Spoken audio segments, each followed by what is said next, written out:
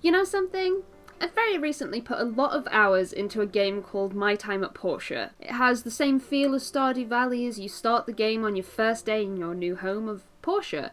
You take over your dad's workshop, befriend the local townsfolk, and earn money through your new career. The game is much more about crafting than it is farming, though. Most of the game sees you collecting different resources so that you can build bigger and better things that eventually make better use of your resources. You earn money through commissions, and you have to take extra care in trying to maintain your workshop's reputation. It's an incredibly neat game, and I've enjoyed it immensely. It's rough around the edges, don't get me wrong, but it's still a great experience if you've enjoyed games like Harvest Moon and Stardew Valley before. It's the kind of game that scratches that itch, if you know what I mean. The game very recently saw a release to the Nintendo Switch, as well as the Xbox One and PS4, and I'm here to talk about a few things that you should be aware of before you buy this version of the game, because I sure as heck haven't seen many people talking about this. The port of this game, at least on the Nintendo Switch, is not good, and Pathia, the developers, and Team 17, the publishers, have done a bloody good job of deceiving their customers, in my opinion. I'm gonna get this out of the way.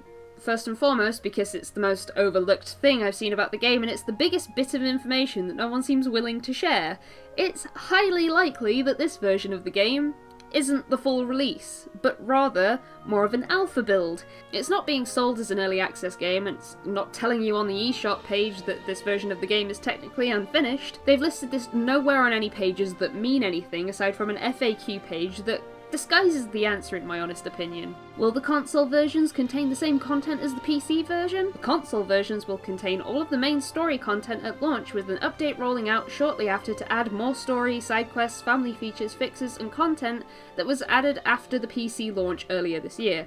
All platforms will contain the same content. Maybe I'm just dumb, but that answer says to me, you're getting the launch build and you'll get updates from 1.0 onwards, rather than, actually, this game is missing a huge chunk of features and bug fixes that were in the PC launch. So, in layman's terms, I'll tell you a few things that actually means for the game, aside from a few textures that are clearly not the same as the PC version. I spent minutes looking around for voice options because the PC version of this game has a voice cast. While not all of the voice acting is exactly what I'd call stellar, I'd listen to it all day if Arlo had his voice back. And you know what else you can't do?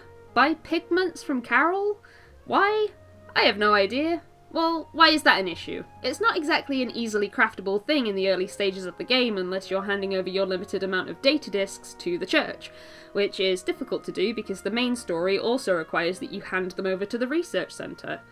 It's also used in a fair amount of crafting, which is therefore completely locking off commissions to people. You can't trade stone for wood, which is kind of an issue considering people are having problems with getting trees to regrow once they've been chopped down.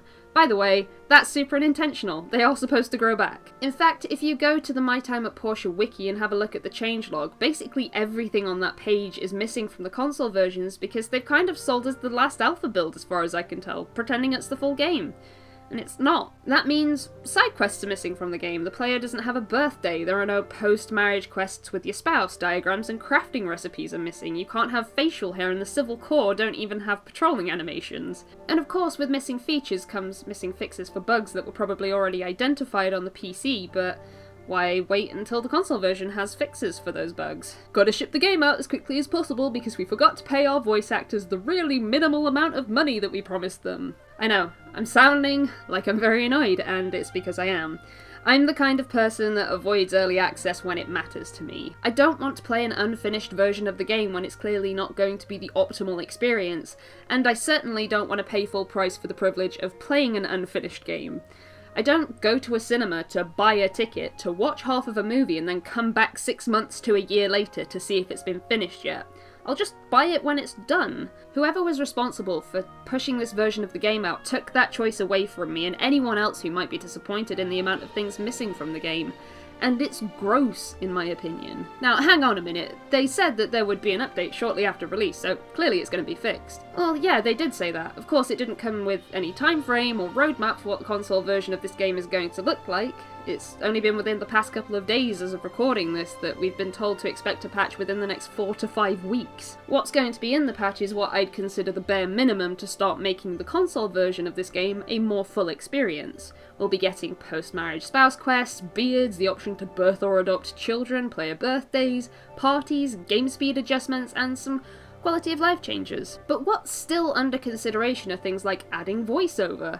Don't really know why, you paid like 20 quid for that, so make the most of it. They're not even sure if we're going to get a grass texture in the Switch version, which I'll get to in a second. I just think it would have been better if the average consumer was aware that this game isn't where it should be. I don't have anything against the game, I actually really like it, but if you can't get what are important features in the launch version of your game, maybe delay that game. There are two reasons I'm saying this, and we've talked about the first. It's just a bit disingenuous to me. The other reason is you only get one chance to make a first impression with your product, and you'd think that since this is Pathia's debut game, there would be an extra emphasis on making sure that My Time at Portia is at the very least a stable experience where people aren't debating about if it's the full release or not. If this was my first time playing My Time at Portia, I'd put the game down, never pick it up again, and avoid the studio until someone told me they were doing something interesting and good again. That's just one side to this game though.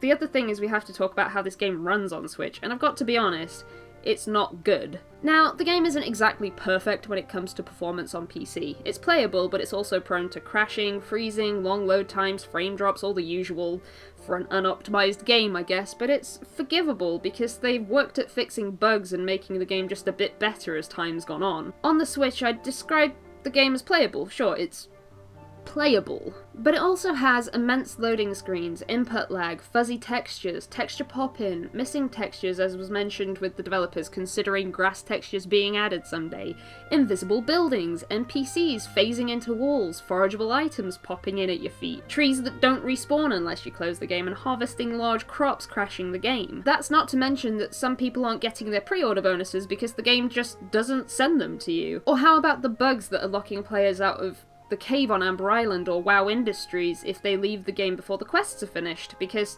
the only fix for that is to start a new game or wait and see if they patch it next month. Or what about fish displays crashing the game? What about players being warped into the skybox? Or how about bosses' minions not spawning, which is basically soft-locking the game, or being unable to progress in the hazardous ruins because the mobs are spawning in the ceiling. This game is bugged beyond belief, and those are just things that I can find that have been reported. Now, I understand that the Switch has limitations, don't get me wrong. However, why on earth would you promise a port to the Switch if this was the best you could come up with? The sad thing is, My Time at Portia is a really good game. Honestly, it really is, but I cannot in good conscience recommend picking this game up on the Switch right now. Are people still going to be interested in this game by the time it's fixed and more on par with the PC version? That's debatable. Usually if I'm buying a game, it's because I want to play it as soon as it arrives. I'm not usually excited for a game to arrive so that I can wait 2 months for a patch that makes it better. While I can appreciate that the development team are trying to work on a solution to the multitude of problems with this particular port, I'm still left disappointed. I don't know if there's a moral to the story, honestly, I really don't. But I'm super unhappy that the game is for sale in this state. Like I said, while it's playable, it's not optimal, and I think that putting the game out now, rather than waiting for it to be a better experience for players, is not only doing a disservice to your product, but showing a complete lack of respect for your customers. But that's just my opinion.